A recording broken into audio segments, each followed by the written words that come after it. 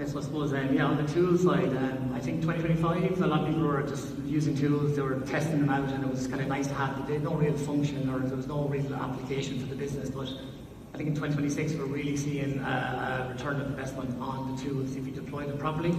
I think, yeah, the tools you use, what I would say to everybody is use all tools, but in a controlled environment. I think business at the moment in Ireland, what I'm seeing is they're just defaulting to Copilot in Microsoft.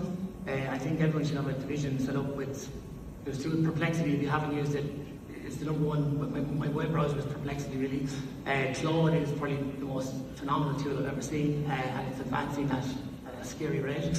ChatGPT, again, it has a function. It's an unbelievable prompter, but I wouldn't be writing reports with it.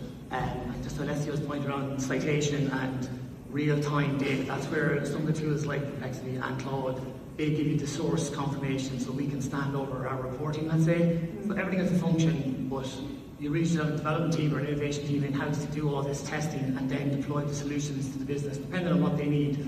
I think the big wins would be in supply chain management, let's say, where you're looking at doing supplier assessments, like how you take data in, and you take it in a digital manner.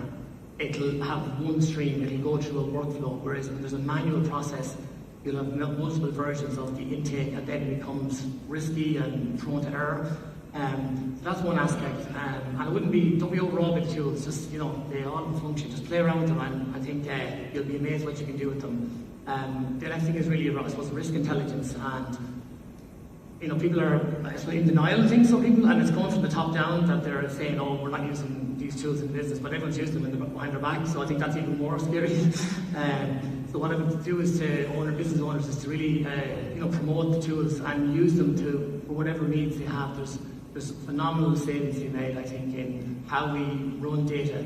People should not be administrators anymore. They should be analysing the data. Because again, the human in the loop will always be the expert. And then I suppose foresight, like when you have data, like we work a lot at Microsoft, and not by choice really, it's just everyone seems to have it, so we have to work with it. But like in there, the security you have around the control of the data is very important. So I think maximising the tools you currently have, cleaning your data and understanding what you want to get out of it.